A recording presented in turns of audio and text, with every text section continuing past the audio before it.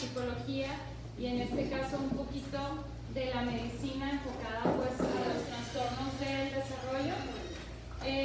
Tenemos como invitado el día de hoy al doctor Carlos Augusto López, egresado de la Universidad Autónoma de Nuevo León, catedrático también en esa institución, maestro también en la Universidad Iberoamericana, con entrenamiento en terapia infantil con enfoque gestal, máster en terapia breve sistémica y con su doctorado en medicina. Démosle un fuerte aplauso, por favor.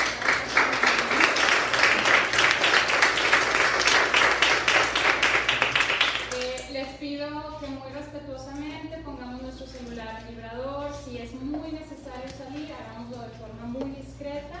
Aquí nuestro invitado pues merece todo nuestro respeto para que pueda llevar a cabo su plática.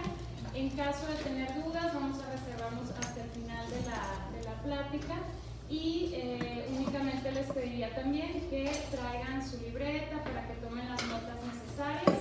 Es una plática que requiere de mucha atención porque vamos a tocar términos médicos, lo más sencillo, de la manera más sencilla posible, pero sí, en caso de que tengan alguna inquietud o pregunta, anótenla para que al final puedan extenderla al invitado. Sí, muy bien. Muchas gracias. Bueno, pues muchas gracias por la invitación y bueno que pudieron estar por aquí esta mañana. La idea de esta plática obviamente no es hacerlas expertas o expertos en diagnósticos psiquiátricos infantiles o problemas de este tipo y tampoco en la cuestión de la medicación, pero sí saber lo más elemental, las cuestiones que incluso como padres de familia es importante saber o conocer en los niños para que uno pueda también abordarlos. Antes que nada, bueno, pues me gustaría que pudieran levantar la mano quienes están más hacia el área de la pedagogía, o sea, que está más el área de la pedagogía o más hacia como maestras puramente, docentes. Levanten la mano si hay alguien más hacia el área de la pedagogía. Ok. Y alguien que no entre en esta categoría, yo también para saber ¿ustedes son de qué área? El maestro de educación física. ¿Educación física? Ok, muy bien. Ok, pues digo, para conocer un poquito qué es lo que también, me gusta a mí los ejemplos a veces darlos de acuerdo al público que viene por aquí, para respeto de los integrantes, saber qué tan técnico o no técnico se tienen. Entonces, me gustaría hacerles una pregunta antes de comenzar esto. ¿Esto es realidad o es mito? Los niños pueden padecer las mismas afecciones de salud mental que los adultos, pero los síntomas pueden ser diferentes. ¿Qué opinan? ¿Es algo que es real o es algo que no es así? ¿Real? Okay. Levante la mano quien cree que es real. Okay. Levante la mano quien no cree que sea real. Todos sacaron palmitas. Muy bien. Okay. Entonces sí, esta es una realidad, obviamente. Hay personas que pueden pensar que los niños no padecen enfermedades psiquiátricas o que es algo que simplemente se va a ir quitando conforme vayan creciendo. Y esto es importante tener en cuenta. ¿Por qué? Porque muchos de los diagnósticos que se hacen en la infancia pues tienden a perdurar hasta la adultez. Va cambiando obviamente el grado, en algunos casos para mejora, en otros casos posiblemente va a ir agravando. Entonces también depende mucho esto hacia dónde vamos a ir. Pero la última parte es la más importante, los síntomas pueden ser diferentes, ¿sí? Es decir, un adulto, ¿cómo se dan cuenta que un adulto, la forma más sencilla de saber que un adulto está triste, ¿cuál sería? ¿Cuál se les ocurre? La expresión, ¿ok? ¿Qué otra? Que está callado. Está callado. ¿Qué otra? Se aísla, ¿ok? Hay una más sencilla todavía. Que llora. Más todavía. Que lo dice. Que lo diga, ¿sí? Entonces, si yo le pregunto a un autor, ¿estás triste? Y me dice que sí, pues lo tengo que creer, ¿me explico? O sea, es así de sencillo. Pero un niño no necesariamente tiene desarrollado él, porque lo podemos ver enojado, y a lo mejor está triste, ¿sí? Y yo le pregunto, ¿estás triste? Y dice, no estoy enojado, ¿sí me explico? Entonces, muchas de estas cosas, por cuestiones del desarrollo, por cuestiones de aún no saber cómo nombrar las emociones, por aún ser diferente de lo de un adulto. Igual, el desarrollo neurológico son muy diferentes. Entonces, esa es una de las cosas que vamos a estar viendo ahorita. Entonces, ¿qué buscamos? Pues identificar una enfermedad de los niños puede ser difícil para los padres, y esto puede ser por muchas razones. ¿Por qué se imaginan que puede ser difícil para un papá identificar que su propio niño tiene alguna enfermedad mental, alguna enfermedad psiquiátrica? ¿Qué razones se les ocurre que pueda deberse eso? Primero es, bueno, ¿Acá? El lazo afectivo. ¿El lazo afectivo cómo es eso? Pues los papás ven a los hijos así como que con mucho amor, y muchas veces eso los llega para dejar de ver lo que está sucediendo. Okay. Entonces, sí, incluso puede haber conductas que tal vez ya les ha tocado ver muy, pues muy agresivas, muy violentas, y las mamás a la hora de patear van a decir, ay, pues es que pateó a la maestra. ¿Qué niño no patea a la maestra? ¿Sí? Entonces, ese tipo de cosas, como dices, no es que tenga una mala intención y le agrade que su hijo patee a la maestra, pero los papás buscan ver lo mejor en sus hijos, o la mayoría, ¿sí? Hay unos que no están ahí, pero la mayoría buscan ver lo mejor en ellos. Y también, pues recuerden que un hijo es reflejo de un papá, entonces también el hablar mal de mi hijo, pues habla mal de mí, entonces eso también pasa. ¿Qué otra razón puede ser? Que no tienen punto de comparación, o sea, por ejemplo, si eres mamá primeriza, pues para ti es normal esas actitudes. Exacto, sí. Entonces puedes no tener punto de comparación, como dicen, por ser mamá primeriza, porque a lo mejor no convives con otra familia, ¿sí? O sea, hay gente que dice, oye, convive con todos los primos, y si veo que hay algo diferente en mi hijo, pero a veces que las familias son más nucleares y no conviven con la familia extensa y no les permite comparar, ¿sí? O no socializan mucho sus papás con otros papás para ver cómo se comportan los niños. Entonces sí, si yo tengo pues nada más de referencia a mi niño, pues puedo pensar que esto es normal, ¿sí? Veía a una mamá hace tiempo que me decía, pues es que es normal que yo todavía vista a mi niño a los 12 años, ¿no? Que le ponga la camisa y los calcetines. Y yo decía, pues él nomás se tiene los pies, yo los pongo, ¿sí? Para ella su marco de referencia, lo que ella piensa que es normal es eso, porque es lo que vivió. A nadie más le preguntó y nadie más pues, le dijo, ¿sí? O si le dijo, pues simplemente no, que iban a separar, que puede ser otro. ¿Algo más que puede ser? se justifican haciendo una comparación de así era yo de chiquito, así era mi papá o así era mi mamá. Okay. Entonces cuando tienden a hacer ese comparativo es una forma de justificar para no ver la realidad de sus hijos. Ok, muy bien. Entonces también eso, esto le llamamos normalización, ¿sí? La normalización es, pues si yo así lo vi, es normal que esto suceda, ¿sí? Si pues, mi hijo pues, es adolescente y toma, pues yo empecé a tomar a los 12 años. Entonces, pues es normal, no pasa nada, ¿sí? Entonces, la normalización es algo muy común que también pudiéramos hacer. Igual, por marco de referencia propio, que a lo mejor toda mi familia sí fue, ¿sí? O porque no conozco algo más, ¿sí? Por ahí está una mano. La falta de conocimiento para la detección de síntomas. La falta de conocimiento también, ¿sí? Entonces, el no saber yo que existen incluso ciertas enfermedades, pues puede hacer que yo no las vea, ¿sí? Por ejemplo, y eso es algo que no necesariamente tienen que saber, pero el síndrome de Tourette, levanta la mano quien lo conoce. ¿Okay? Entonces, lo conocen algunas personas de aquí, pero no todas. ¿Por qué? Porque no son médicos o no están en contacto, o sea, no tienen por qué saberlo, ¿sí? Pero se pueden ir enterando por otras formas, ¿sí? En cambio, que me lo preguntan a mí y yo no sepa, pues ahí sí, estoy en Fablo, me explico. Entonces, eso es bien importante. No necesariamente es culpa de los papás, pero pues es a veces como algo que tenemos que ir sensibilizando de ciertas cuestiones que son las más comunes, ¿sí? Y que ustedes también les pueden transmitir ese conocimiento a los padres de familia, ¿sí? Cuando vean ciertas cosas, ¿sí?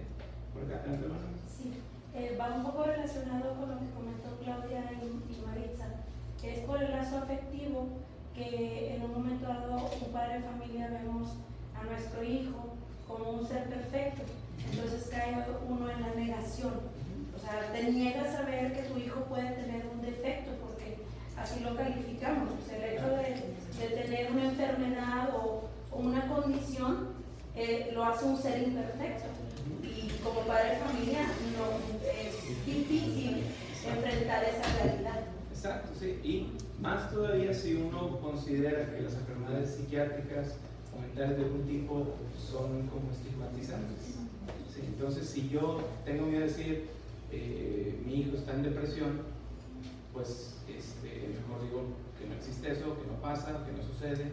Entonces sí es bien importante ver que también el miedo al estigma social, y que sí pasa, o sea, obviamente todavía en la actualidad cada vez más personas acuden conmigo sin tanto temor a venir a psicoterapia, a cuestiones de este tipo, pero si hay personas que dicen yo no quiero que se entere nadie de mi familia, estoy viniendo con alguien a terapia, ¿sí? Así como hay otras personas que dicen, yo le comenté a mis amigas que estoy viniendo y ya me van a mandar 5 pacientes, ¿sí? Entonces pues también es bueno, entonces si gustan pues también pueden hacer eso. Entonces la idea con esto es eso, es ver que hay varias formas en que nosotros podemos no justificar, pero sí entender por qué los papás pudieran ser reacios también a incluso las sugerencias de ustedes, que como vamos a ver ahorita, ustedes son una parte muy importante a veces en decirle al papá, hey, yo veo 30, 40 personas al año, niños y más todos los demás que veo en conjunto, y tú y yo veo ciertas cosas, ¿sí? Una posible llamada de atención. Les voy a poner ahorita un video, y quien sepa, quien ha visto el video, bueno, no diga la respuesta, ¿sí? Pero la pregunta es, ¿cuántas veces se pasaron el balón los que traen la camiseta blanca? Quiero que pongan mucha atención y que me digan cuántas veces, ¿ok? Entonces dura unos segundos. This is an awareness test. How many passes does the team in white make? Cuenten los blancos, ¿eh?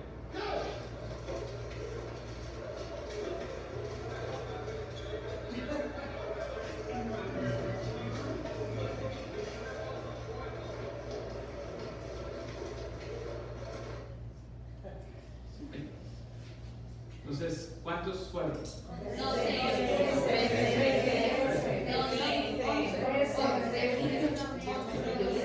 Voy a dar una oportunidad más.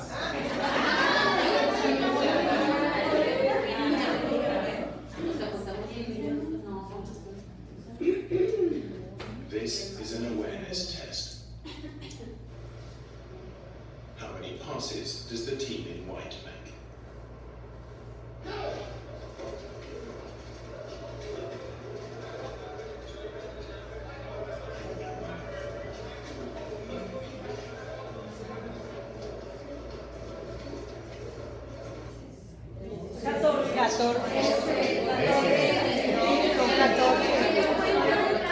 La respuesta es 13.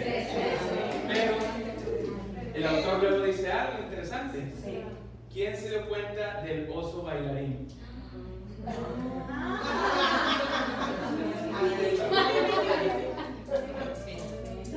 Did you see the moonwalking bear?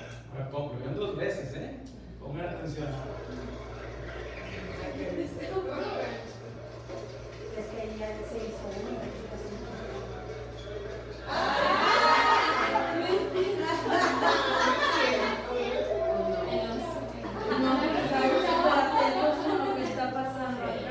¿Ok? Esto es una prueba de atención. Si uno no está buscando algo, no lo va a encontrar. ¿Sí? La función de esta plática de hoy es ayudarles a darse cuenta que aunque vean 30 veces al niño, si no están poniendo atención a ciertas cosas, no lo van a ver. ¿Sí? Y lo vieron 2 veces, ¿sí me explico? ¿Alguien vio el oso? ¿Ok? A mí algo me estorbaba ¿Sí? en cierto momento, pero... Y a veces eso pasa, a veces pasa con un niño que es, hay algo aquí distinto, pero no sé qué es. Digo, eso también en psicoterapia le llamamos transferencia, ¿sí? Es algo que me está transmitiendo el niño que no sé identificar qué es. Entonces, la idea de lo que veamos ahorita es eso, poder poner atención a ciertas cosas, ciertos síntomas, ciertas cuestiones. No para estar cada niño que venga, no tienes esto, tienes esto. Pues también ¿sí? Pero sí, recuerden que aquí el problema no es que un niño tenga un síntoma, sino la suma de estos y la cronicidad, es decir, que esto pase a lo largo del tiempo. ¿Ok? Entonces, como decíamos, bueno, pues aunque conozcamos las señales, puede ser difícil verlas, sobre todo por todo lo que comentaron cada una de ustedes, de que los papás se sientan difíciles de poder hablar de esto, de que puedan no sentir que es el apropiado, la negación, toda esta cuestión. Los estigmas es una cuestión muy importante que hay que tener en cuenta, y que lo que buscamos también es no poner más etiquetas de las que no se necesitan. Por eso un diagnóstico lo tienen que hacer, cuando tengan ustedes duda, lo tienen que hacer alguien profesional, alguien que se dedique a ver a estos niños una y otra vez. ¿Por qué? Porque me ha tocado ver, no aquí, pero en otras escuelas, que me dicen, es que yo tengo 20 años viendo niños y sé que este niño tiene déficit de atención, ¿sí? Y cuando pregunto, bueno, ¿qué criterios del DSM-5 leyó? No, es que yo no necesito un libro para que me digan eso, ¿sí? Entonces, pues sí entiendo que hay mucha experiencia y que algo no está bien, pero no necesariamente tiene que ser déficit de atención. Pueden ser unos límites más establecidos. Puede ser, en algunos casos, un trastorno bipolar, pues así me explico. Entonces, el yo ya decir, tiene esto, si uno como profesional tiene que estarse actualizando y los criterios cambian a cada rato, cada 5 años tenemos que ver que se quitó, que cambió, va surgiendo nueva evidencia y se van cambiando también los nombres, ¿sí? Como lo que hemos visto del espectro autista, bueno, pues que el Asperger y ahora se mete por aquí y se sigue utilizando, pero tenemos que llamarlo ahora de otra forma, y a lo mejor en 10 años ya Asperger va a quedar muy atrás y ya las formas nuevas van a ser. Entonces, todo esto tenemos que ir actualizando nuestro vocabulario, ¿sí? Y bueno, ¿qué problemas de salud van a afectar a los niños? Bueno, como les decía hace rato, los niños pueden padecer los mismos problemas, pero con diferentes síntomas, ¿sí? Hay algunas cuestiones que, por desgracia, como les decía al inicio, conforme va avanzando el desarrollo del niño, pues vamos viendo si se va haciendo crónico o va desapareciendo, ¿sí? Como hablábamos, por ejemplo, del síndrome de Tourette, ¿sí? Este es un síndrome donde puede tener el niño ciertos movimientos estereotipados, trastornos obsesivos compulsivos, puede llegar a maldecir cuando está teniendo estas cuestiones, pero tiene un pronóstico que conforme pasan los años van disminuyendo los síntomas en muchos de estos casos, ¿sí? Entonces, eso es algo que tenemos que tener en cuenta también para tranquilizar a los papás. Y también, digo, uno como médico tiene que darle ciertas limitantes. Por ejemplo, estos papás hay que me dicen, es que todavía hace sonidos y tiene 20 años. Y bueno, a lo mejor este síndrome nunca se va a quitar esa parte, ¿sí? Pero ya el muchachito ya puede levantarse de la cama sin estar 5 horas tratando de que quede sin arrugas, ¿sí? O los movimientos que hacía con la mano han disminuido y es menos notorio, a lo mejor ya nada más hace ciertos sonidos. Entonces, también tenemos que ver que no todos estos trastornos van a tener una resolución, y en la mayoría es más un control que sobre todo sea algo crónico que algo que salga adelante completamente. Entonces, también es donde tenemos que ayudar al proceso de aceptación. ¿Okay? Y bueno, vamos a hablar así muy general de los trastornos, ya lo hacemos un poco pequeño, y luego vamos a hablar un poquito de medicaciones, porque muchas de estas medicaciones, aunque se asocian con cierta enfermedad, se pueden utilizar en muchas. Entonces, ¿qué es un trastorno de ansiedad? O sea, ¿qué ustedes conocen como ansiedad? ¿Qué me pudieran decir como adultos? ¿Qué es ansiedad? Bueno, puede ser una situación en la que te sientas angustiado, tengas inquietud física también, sientas que algo malo está pasando o algo malo está por pasar. Ok, muy bien. Entonces tienes pensamientos que posiblemente sean catastróficos, algo malo va a suceder, algo malo va a pasar. Y muchas de estas veces empieza a suceder algo que se llama miedo al miedo. Es decir, como empiezo a tener estos pensamientos, ¿cómo va a empezar a reaccionar mi cuerpo? ¿Cómo se imaginan que reacciona el cuerpo cuando siente ansiedad? O cuando siente ansiedad, ¿cómo reaccionan sus cuerpos? Está alerta, está listo para defenderse. Okay. ¿Cómo es alerta? Taquicardia, sudoración, ¿sí? Y siento como ganas de correr, ¿sí? Que en realidad es eso. O sea, ¿para qué creen que evolutivamente hace miles de años, para qué creen que nos servía la ansiedad? Para correr del mamut. Correr del mamut, ¿sí? Para correr del león, ¿sí? Y este tipo de cosas, pues obviamente están hechas para que uno corra, ¿sí? Cuando uno tiene que correr, necesita bombear más sangre necesita generar adrenalina y necesita, pues obviamente, que el cuerpo mande la sangre a donde se necesita, y eso a veces tiene que acelerar el corazón, casi siempre, ¿sí? Entonces, es una respuesta de huida. La cuestión es que conforme hemos avanzado, ¿cuántos mamuts han atacado a San Jerónimo últimamente? ¿Sí? Afortunadamente, digo, salvo experiencias muy feas que tal vez alguna o algunos de ustedes han tenido, no tenemos que estar escapando todo el tiempo de algo, ¿sí? Pero aquí sí. ¿Sí? Por ejemplo, recuerden sus años de estudiantes, ¿sí? Cuando iban a ver al tablero una calificación, ¿sí? Iban a acercarse. La cámara lenta. ¿Cómo estaba su corazón? La vista nublada, no quería ver. Sí. Bueno, todo eso es lo que les decía su cuerpo era: ¡corre! ¡Vámonos! Nos va a atacar, ¿sí? Pero al contrario, tenemos que ir a enfrentarlo, ¿sí? Entonces, como sociedad hemos avanzado donde los peligros a veces son mentales. Es decir, le tengo miedo a un número que está dibujado en una lista y no me va a atacar. O sea, aquí sé que no va a saltar el 6 o el 5 y me va a comer. Pero sí tengo las reacciones como si eso fuera a suceder, ¿sí? Entonces, la ansiedad es eso. Un trastorno de ansiedad es algo que pasa repetitivamente, ¿sí? Obviamente hay ataques de pánico, que podemos llamarlo que es algo único, una única ocasión, que dura unos 5 o 10 minutos y termina. Y a lo mejor no vuelve a suceder, a todos nos puede pasar. ¿Sí? Alguna situación donde se hayan asustado de más y han tenido estas reacciones como que les faltaba el aire, como que sentían que querían salir corriendo, como que les sudaba las manos, toda esta parte, ¿sí? Pero si esto se va repitiendo, ¿sí? Pues vamos viendo que puede generarse ya un trastorno como tal. Entonces, en medicina los dividimos dependiendo qué tipo de trastornos hay. Hay algunos que son trastornos obsesivos compulsivos, otros estrés postraumático, fobia social, trastorno de ansiedad generalizada, ¿sí? Por ejemplo, un trastorno obsesivo compulsivo, bueno, pues es como el clásico que han visto que necesita lavarse las manos una y otra vez, ¿sí? Este es lo que llamamos la compulsión, ¿sí? La obsesión es lo que se está diciendo, por lo cual tiene que hacer una compulsión, ¿sí? Por ejemplo, si no me lavo bien las manos, voy a comer algo y me va a hacer daño y me voy a morir, ¿sí? Generalmente pasa de 0 a 100, ¿sí? Hay otro tipo de compulsiones y otro tipo de distorsiones de este tipo, donde puede uno decir, si no apago la luz 10 veces, a alguien en mi casa le va a pasar algo. Es haber ya distorsiones más fuertes, ¿sí? Entonces, esto también lo podemos ver en niños, ¿sí? Los niños también pueden tener un trastorno obsesivo compulsivo. Digo, no sé si alguna vez han visto algún niño con estas características. ¿Alguien que levante la mano? ¿Okay? Entonces, no es lo más común, que bueno que no lo han visto, pero sí llega a suceder. Y son momentos donde el niño siente mucha ansiedad si no llega a tener esta parte.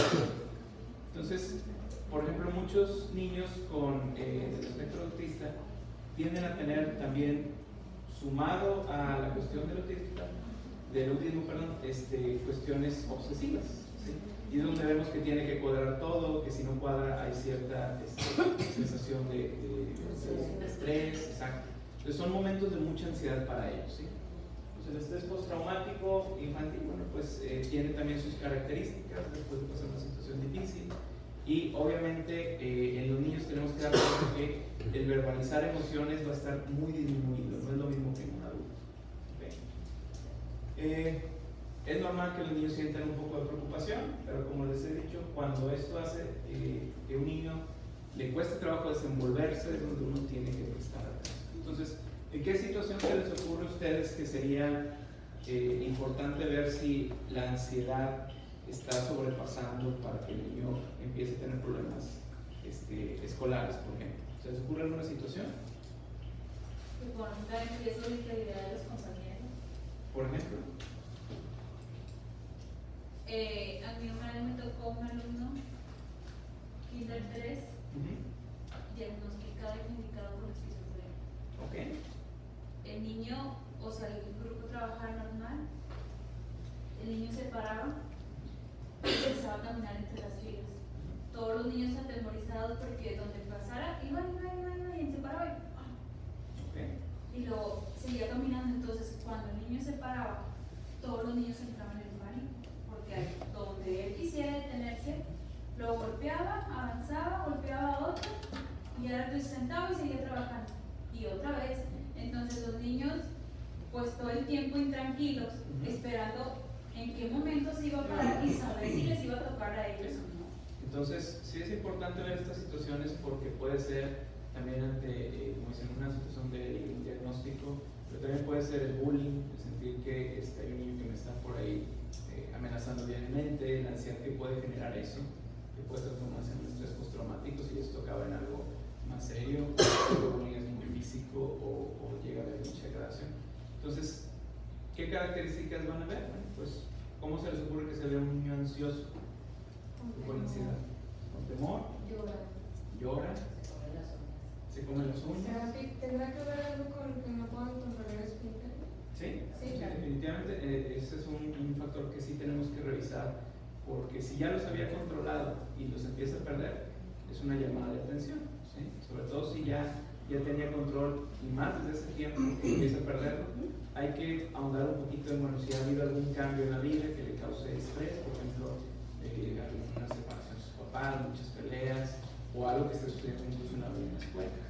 Entonces, sí es importante poder ver esos cambios sutiles, que a veces puede decir uno, bueno, pues tuvo un accidente, pero si empieza a suceder más frecuente y era un niño que ya había logrado superar esa etapa, ese es donde tenemos que prestar mucha atención. ¿Okay? Entonces, comerse las uñas, ver que el niño está, que normalmente no era un niño intranquilo que está moviendo la pierna todo el tiempo, que está parándose, que lo vemos fuera de lo que normalmente es. Si el niño normalmente es intranquilo, bueno, pues es parte de su personalidad, pero si era un niño muy tranquilo y empezamos a ver cambios de un momento a otro, bueno, ahí es una señal también de poner atención. ¿Okay? Algo que también sucede es la alopecia.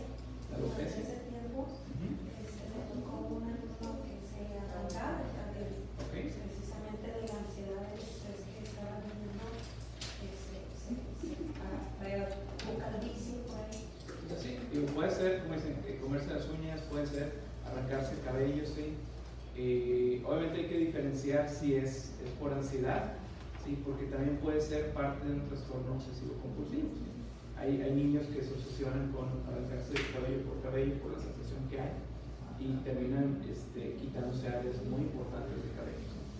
¿Sí? Igual eso puede pasar en adultos. ¿Okay? Muy bien. Entonces, otra de las cuestiones que vamos a hablar así, ahorita muy rápido, pero adelante voy a hablar un poquito más detenido, es el trastorno de déficit de atención e hiperactividad. Vamos a ver que, pues como su nombre lo dice, es difícil prestar atención, hay hiperactividad y comportamiento impulsivo. ¿Sí? Dificultad para prestar atención, ¿cómo se imaginan que es esto? ¿Qué diferencia hay entre un niño distraído a un niño que tenga ya un trastorno? Puede ser la misma actitud del niño que te puede guiar. El distraído es que no le interesa o no es atractivo, puede ser que en el momento o está cansado, pero el que no puede retener es el que tiene toda la intención de hacerlo, pero la capacidad no está desarrollando, no lo puede hacer. Exacto, sí. Entonces, por ejemplo, me tocó ver hace poquito una paciente que era adolescente y ella lo que me decía era, mientras yo le explicaba, mira, lo que sucede es que tienes este padecimiento, doctor, ¿me puedo repetir? No estoy pudiendo entenderlo. ¿Puedo ir más despacio?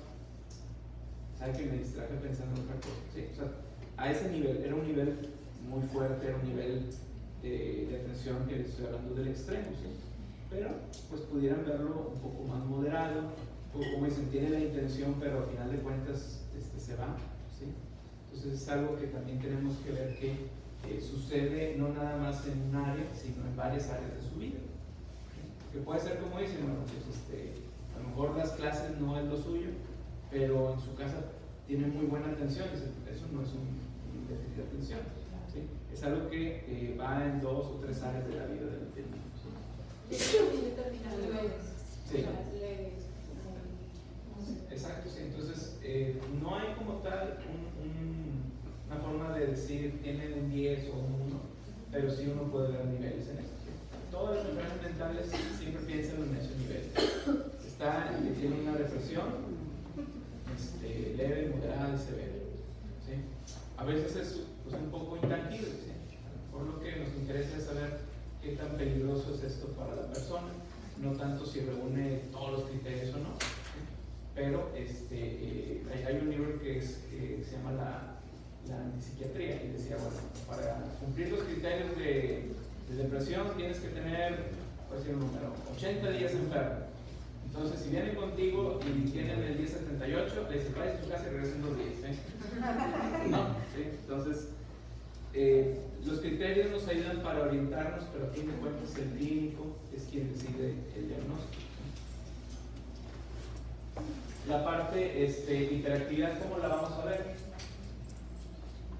¿Cómo se ve la parte hiperactiva? En constante movimiento. En constante movimiento. ¿Sí? ¿Y la parte impulsiva? Ok, ¿cómo sería un ejemplo de eso?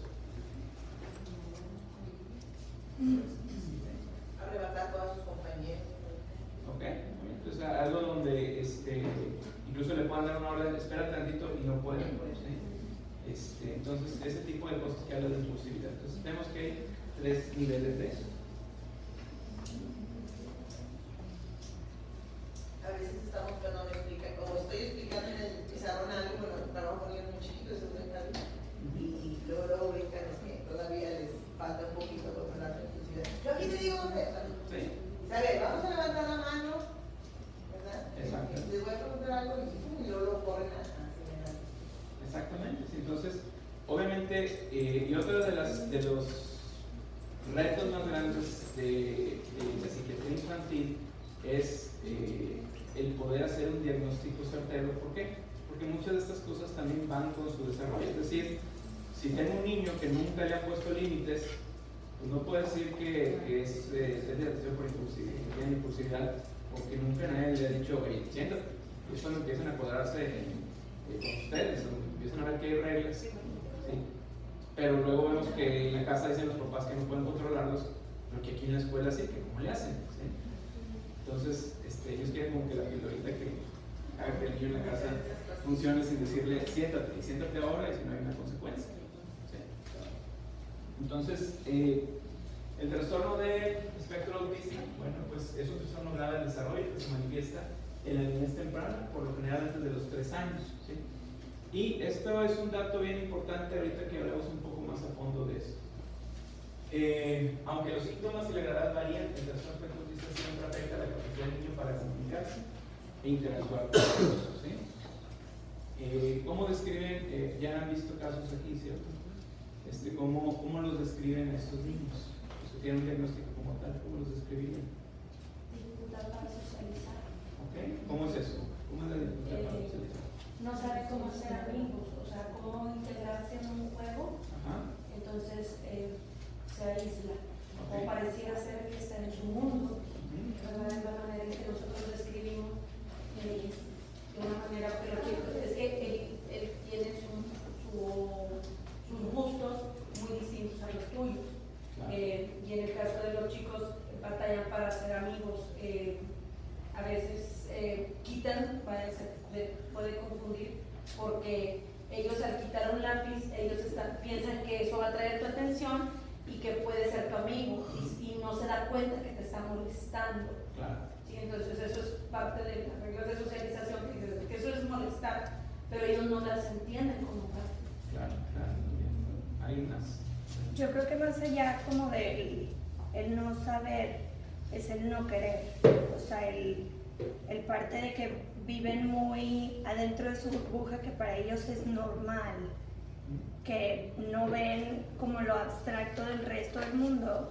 Es como pues ¿para qué hago amigo con él si él juega de otra manera? Que a mí no me interesa correr, a mí no me interesa llenarme de sudor por estar todo el día así, ¿no? O sea, como en su zona, por así decirlo, de confort, porque para ellos es, pues, Bueno, su normal. ahí Disfruta, pero no le claro. gusta el ruido. una de las cosas que se ha visto es que, por ejemplo, lejos de ponerme a pensar, si el otro juega así, el otro es así, o sea, ellos no pueden interiorizar ese clase de pensamientos que ustedes pueden hacerlo, es imposible para muchos de ellos. Es decir, no tienen la capacidad de darse cuenta que hay otra forma diferente, ¿sí? No es tanto como una negación, sino es como si yo no viera y dijera, es que no quiero que existan los colores. Pues me es difícil, aunque me los describas, ¿cómo es el verde si nunca he visto el verde? ¿Sí? Entonces, es una cuestión neurológica donde si ellos no pueden tener esa capacidad de ponerse, no como empatía, pero como qué puede estar pensando otra persona, cómo puede sentir. Por eso es que pueden hacer esto de lápiz, como decías hace rato, y volverlo a hacer, porque sigo pensando que esto es, así es como funciona eso. Pero puede haber a algunos de ellos que están contentos con su burbuja y no les interesa ver más. Digamos que, como todo, puede haber casos donde no haya tanto conflicto, ¿sí? Pero lo que sí es importante tener claro es que tienen sentimientos, ¿sí? Aunque les cueste incluso expresarlos, ellos te pueden decir, estoy muy triste, ¿sí? O, esto me gustó mucho, ¿sí? O sea, también hay una incapacidad de tener esa coherencia entre lo que se dice, cómo me expreso, y que a veces también nos pasa a nosotros, ¿sí? Digo, vamos a tener un día muy difícil de cosas, bien. Bueno, entonces, pero eso lo hacemos consciente, no queremos mostrar esa parte interna de uno. Ellos no, ellos esa parte de encajar, ¿sí? con lo que uno ve, es un proceso que también uno va aprendiendo. No sé si le han tomado fotos alguna vez a un niño de 3 años que todo el tiempo está sonriendo, pero cuando dicen, sonríe, todavía está aprendiendo cómo hacer esas sonrisas falsas que hacemos como adultos, ¿sí? De que, ¿cómo estás? Buenos días, ¿sí? Por ejemplo, ¿sí? Bueno, esas sonrisas llevó un tiempo aprenderlas, ¿sí? Sin embargo, vean un niño de 3 años y pídanle que sonríe y les salen esas sonrisas falsas porque aún no saben lograrlas, ¿sí?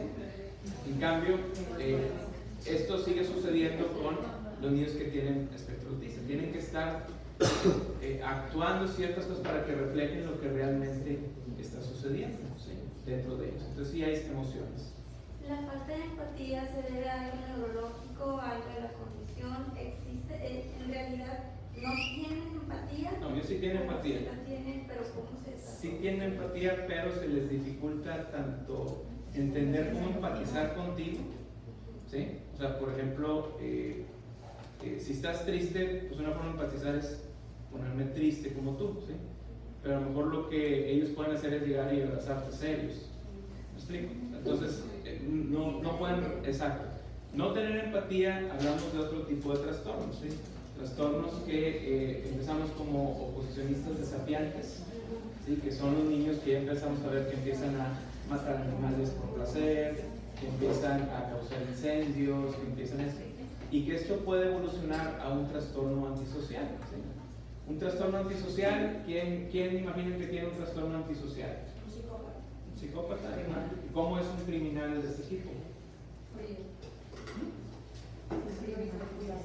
Frío y calculador. Son personas que incluso la empatía, se ha visto estudios que cuando uno busca entrenarlos en empatía, la empatía la usan cognitivamente, ¿sí? ¿Cómo es una empatía cognitiva? Es, yo aprendo a saber cómo es que tengo que ser empático contigo para tener una ganancia, pero no porque yo sienta realmente la empatía. Es decir, si ustedes ahorita vieran un niño que llega llorando y en lágrimas, ¿qué pasa con ustedes? O sea, Quieres abrazar. Quieres abrazar y, ¿qué pasó? ¿Qué sucede? ¿Sí? Esa es la empatía emocional, ¿sí? Pero la empatía cognitiva sería, déjame levanto a este niño y lo cargo y, ¿qué tienes, niño? Para que me vean, a ver cómo manipulo la situación. Y en realidad ya quiero matar al niño, ¿sí? ¿Sí me explico? Entonces, los psicópatas generalmente no tienen esa capacidad de ser empáticos, ¿sí? Entonces, al yo no poder ser empático, pues puedo matarte, puedo hablarle a tu familia para pedir un rescate, puedo estafarte y decir, pues es tu culpa que me dieras el dinero. O sea, pues tú por tonto te dejaste que te quitara 100,000 pesos, pero es tu culpa. ¿Sí? Si fueras más listo, no sería mi culpa. ¿Sí? Entonces, esa parte de capacidad es diferente. Pero los niños con autismo, pues, obviamente hay grados, y obviamente entre más capacidad, pues menos capacidad hay. ¿Sí? Pero no, hay que diferenciarlo con una persona psicópata. ¿Sí? Ok, bueno, esto, ¿ya ustedes tienen secundaria? Sí. Sí, ¿verdad? Ya empezaron con grado secundaria, bueno, pues cada vez lo van a ver un poquito más frecuente, por desgracia, que no quiere decir que no haya niños, pero pues los trastornos de alimentación, ¿sí? Los trastornos de alimentación como anorexia nerviosa, bulimia nerviosa, o al contrario, los atracones, cuestiones compulsivas, son afectaciones graves que incluso pueden poner en riesgo la vida. ¿Sí? La anorexia es uno de los trastornos que tienen más probabilidad de muerte de todos los padecimientos psiquiátricos, que llega a un 10%. Entonces, personas que padecen anorexia, hay que poner mucha atención, porque sí son pacientes que pueden llegar a morir, o tienen más posibilidad de morir que el resto de las afectaciones psiquiátricas. ¿Ok? ¿Podría repetir el porcentaje, por favor? 10%. Los trastornos de alimentación generalmente se estereotipan en mujeres, pero también se puede presentar con los muchachos. También se puede, es menos común, pero yo he tenido casos de niños, de adolescentes también, con este tipo de afecciones. Hay veces en que se va también hacia cuestiones de vigorexia, que se trata de hacer ejercicio todo el tiempo. Se lo puedo ver varias formas diferentes, ¿sí? Pero sí es más común en mujeres, es menos común en hombres, y pero también si empiezan a ver esto, es importante tomar en cuenta que puede estar en peligro la vida de este muchacho o muchacha. Ese trastorno último que mencionó está relacionado con la alimentación. Está relacionado más con el cuidado del ejercicio del físico, que son personas que están haciendo ejercicio todo el tiempo. Pero también se puede ¿cómo se llama? Ellos se cuidan. Vigorexia. Porque en un momento dado, ellos, para las personas que son anoréxicas, bulímicas, tienen un sentido diferente de cómo se perciben. O sea, por eso el anoréxico se ve en un espejo y aunque esté esquelético, se sigue viendo gordo. Exacto. Entonces, por eso es que pregunto, sé que no es propiamente alimentación la vigorexia, pero hay una cierta conexión. Claro, aquí recuerden que yo veo muchos estudiantes de quinto año de medicina, y una de las cosas que uno piensa cuando está empezando medicina es que las enfermedades son, si te dan gripa, pues solo tienes gripa, ¿sí? Porque eso es lo que ves en un caso clínico, ¿sí? Pero en realidad, en la vida real, puedes tener gripa y puedes tener cáncer y puedes tener dolor de pierna y puedes tener muchas cosas. Este tipo de cuestiones es igual. Como dicen, puede haber alguien que tenga anorexia, pero al mismo tiempo está haciendo mucho ejercicio para tratar de bajar de peso, pero aparte tiene depresión, pero aparte, ¿sí? Entonces se pueden sumar muchos de estos padecimientos. Entonces, por desgracia, hay personas que los traen todos y son casos complicados.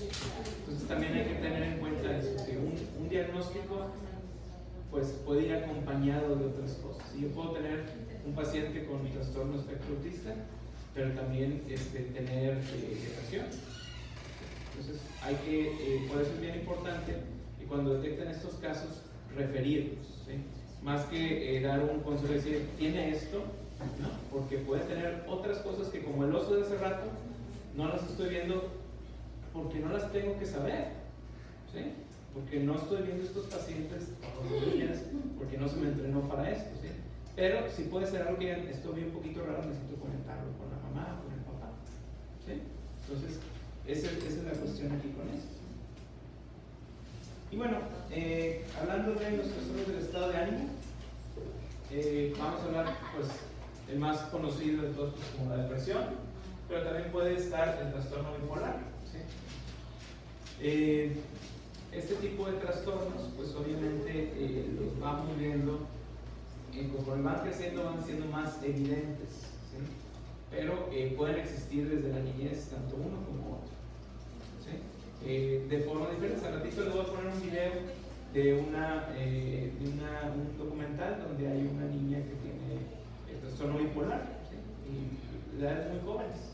No es lo común estarlos viendo cada rato, pero por desgracia muchos de estos síntomas son impulsividad, irritabilidad, falta de concentración, y pudiéramos confundirlo con otro tipo de trastornos. Entonces, como ven, entre más vamos viendo más trastornos, decimos, bueno, pero esto se parece a esto. ¿Sí? Sí, tienen toda la razón. Y esa es la parte fina de esto, saber cuándo es esto, o cuándo se están sumando cosas. ¿Ok? ¿También hay de múltiples personalidades entre aquí o ese es otro punto? Es otro punto totalmente. Sí. Es muy raro ver este tipo de casos. ¿Sí? Hay pocos en la literatura realmente. Entra más un poco como un caso raro. No son cosas que se vean bien. Todos estos trastornos, sí, son genéticos, o sea, ya se traen digo, los de alimento no, ¿verdad? Eso se puede adquirir, o también ya hay predisposición o son genéticos. Claro, hay muchos de ellos tienen un sustento genético, ¿sí? Pero cada vez se ha descubierto más que aunque tú tengas los genes para algo, pueden estar dormidos y el ambiente es lo que te los puede despertar. Entonces, yo pudiera tener todos los genes de la depresión, pero si mi ambiente fue bueno, mi ambiente siempre me estuvo apoyando, mi ambiente fue algo positivo, posiblemente nunca tenga una depresión, o va a ser raro que la tenga, ¿sí? Pero alguien con mi misma carga genética, donde estuvo en un ambiente difícil, pues es más probable que se despierte, ¿sí? Entonces, pero igual, puede haber que no haya genes, pero pues sabes que salí y saliendo de aquí me enteré que mataron a toda mi familia. Pues, claro que me va a dar una depresión, ¿me explico? Entonces, también el ambiente sin ninguna carga genética puede hacer que algo se despierte en ti. ¿Sí? Entonces, todo depende de la enfermedad. Ahorita vamos a hablar un poquito al respecto de algunos de ellos en específico y que nos pueden ir ayudando a tener un poquito más claro cuáles. Pero eso sí, es importante que también, porque muchos de los papás pueden tener ese tipo de temores, de que, ¿sabes qué? Es que a lo mejor yo hice algo malo. ¿Sí? Y es importante también hablar de eso y decir, no, o sea, así como pudiste haber hecho todo correcto, pues los genes son los genes. A veces es algo del ambiente y a veces, como muchas cosas también en la medicina, no tenemos una explicación clara. ¿Sí? Eso también es una limitante, ¿sí? El médico puede tener muchas teorías de por qué, pero hay cosas que decimos, todavía creemos que no tenemos la solución correcta para explicar este padecimiento. ¿Sí? El Asperger y el autismo, eso sí, eso sí ya lo traes, ¿verdad? No es como que a los 12 años, no. le dio. Sí. Y de hecho, ahorita que hablamos un poquito de autismo, vamos a hablar de algunas de las teorías que ha habido de la conspiración y cosas así. Y que también no tardan en llegar cada vez más mamás con este tipo de cosas, para que vean qué cosas. ¿Sí?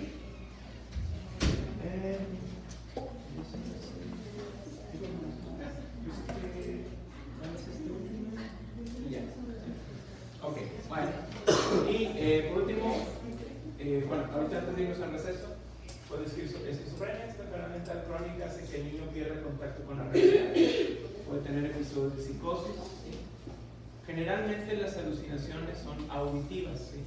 Lo que más vemos en la televisión, incluso en los adultos, pues es que están viendo cosas y que platican con cosas, ¿sí? En realidad, la vida real es más que escuchan, ¿sí? Entonces es algo que Hollywood nos mete mucho y que realmente pues, también distorsiona la enfermedad, ¿sí? La esquizofrenia se suele manifestar en los últimos años de la adolescencia y hasta los 20 años, pero sí es importante que se haga el diagnóstico desde más joven, porque se ha visto que si empieza un buen tratamiento desde la infancia, o sea, si se logra diagnosticar desde la infancia, si empieza un buen tratamiento, eso evita que haya un deterioro cognitivo, es decir, con cada cuestión que haya un ataque de psicosis, empieza a haber pérdida de ciertas funciones de entender cosas, de razonar, etc. Pues también el que se hagan diagnósticos oportunos evita que no va a ser una cosa, pero sí que no llegue a deteriorarse más y que luego los veamos como indigentes, como personas ya totalmente perdidas de la realidad. ¿Me explico? ¿Sí? Mi papá tenía un diagnóstico de esquizofrenia, pero a él se lo detectaron cuando tenía como antes de 30 años, como unos 27, 28 años. A los 60 él murió a los 65 años. Cuando empezamos con todo lo de su tratamiento, lo mandaron con el psicólogo otra vez porque le daban unos que perdían la memoria. Y ahí nos dicen que no tenía esquizofrenia, o sea, no sabemos, porque, o sea, en otros tiempos no era, o sea, no había tanto como ahorita, pero esa pastilla de la esquizofrenia le dañó su hígado y fueron más de 30 años tomándola y al final nos dicen que no tenía esquizofrenia. Y él nunca tuvo episodios ni nada, o sea, él cuando se sentía mal, él se aislaba de nosotros, pero nunca fue agresivo, nunca, o sea, no. No, claro, aquí tendríamos que ver muy bien el caso. ¿Sí? Hay síntomas que le llamamos síntomas positivos y negativos en la esquizofrenia. No nos vamos a meter mucho en esto, pero hay síntomas más que son como de aislamiento y nunca ser agresivos. Solamente se aíslan, tienen ciertos pensamientos raros. Sí, porque si dice mi mamá que él se le decía, es que hablan de mí.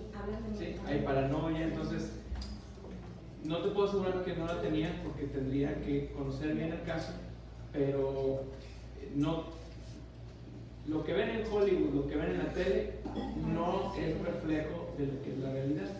Y a veces, por ejemplo, de que empieza un diagnóstico a que el paciente se empieza a tratar, a veces pasan 7 años. ¿Por qué? Porque van danzando de médico en médico. Y puede haber un médico que les diga, no es, entonces ya dejo la medicina y sigue el deterioro. Y luego ya tengo un episodio más fuerte, y voy con otro y dice, no, sí es, pero no lo quiero aceptar esta vez. ¿Sí? Entonces, por desgracia, muchos de los padecimientos, el tratamiento empieza tarde.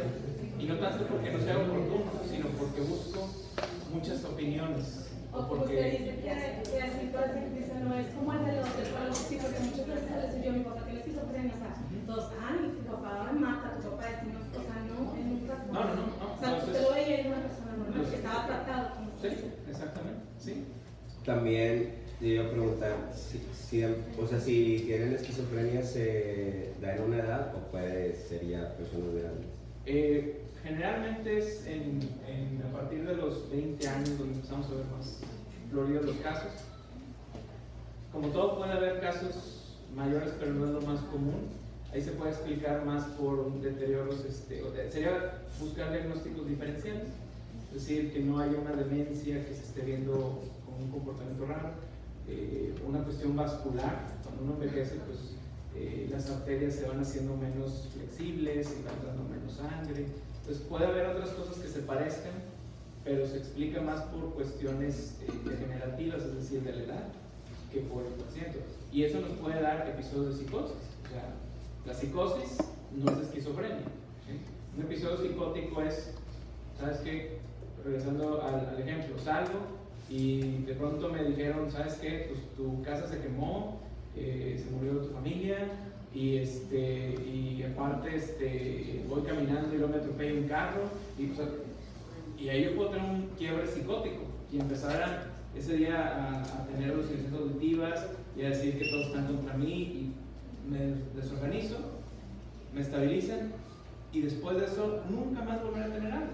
Bueno, eso es un episodio psicótico, pero eso no es esquizofrenia. ¿Sí? Esquizofrenia es una serie de síntomas, signos, y que van más allá de solo tener brotes psicóticos, se suman muchas cosas. ¿Sí? Entonces, un viejito sí puede tener, incluso por deshidratación, puede tener un episodio psicótico. ¿Cómo podemos identificar, pues ya mencionó que es algo que se va desarrollando, cómo podemos identificar si en algún niño puede comenzar estas situaciones, tal vez algunos síntomas o algo? Por ejemplo, hablando de esquizofrenia, lo que vemos es muchas veces su comportamiento un poco huraño, raro, agresividad. ¿Sí? Con ellos se ve más un bajo rendimiento escolar, ¿sí? Y que esa es una de las primeras señales de esto también, o sea, que vemos como si fuera más atrás que el resto de sus compañeros, pero aparte podemos ver otras cosas. Pero igual, pudiera ser que la esquizofrenia se desarrolle hasta mucho mayor, o sea, más florido, más grande, ¿sí? Entonces, a eso es lo que les digo, cosas que vean ustedes que salen fuera de lo común del resto. Datos de agresividad, datos de violencia, son cosas para llamar la atención y que independientemente si es un diagnóstico psiquiátrico o no, pues es importante que se atienda. Entonces, el primer paso es decir, bueno, a lo mejor yo no voy a darle el diagnóstico, ni siquiera sé si cumple o no, pero sí decirle, oye, veo que hay mucha agresividad en tu niño, está pasando esto, te recomiendo que vayas con tal doctor, que vayas con tal persona, y ya esa persona hará el diagnóstico, ¿sí? Pero sí esos datos pueden servir. ¿Y a partir de qué edad se puede dar un diagnóstico de este trastorno? Sí, todo depende de los datos floridos, es decir, si yo tengo muchos datos que me dicen como médico que se palomea, adelante, pero hay otras cosas que decimos, necesitamos ver cómo avanza su desarrollo, solo hay que seguirlo monitorizando, ¿sí? Entonces, a veces los diagnósticos son difíciles, por ejemplo, ya hablaremos más al respecto de trastornos de la personalidad, como los trastornos donde hay mucho cutting, ¿sí? Que puede evolucionar a un trastorno de personalidad, pero igual y no.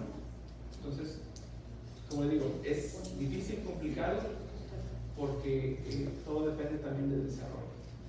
Sí, bueno, me viene a la mente el caso que hubo aquí por las torres, ¿no? Del adolescente que asesinó dentro del salón. ¿Cómo podemos nosotros estar bien atentos bueno, ya en este caso pues era de secundaria, ¿verdad? Mayor, a esos, pues a estar atentos, ¿no? A cosas que nosotros podamos observar en ellos, porque, bueno, a mí me ha tocado trabajar también a nivel de primaria, en sexto, que ya están así muy, con muchos grupos adolescentes, y hay alumnos que, bueno, pues tienen un mal comportamiento, pero pues porque hay un mal manejo de disciplina desde casa y todo, pero tú los ves en paz, tú los ves con compañerismo, incluso el salón los acoge porque, bueno, fulanito no tiene mamá, todo por decir.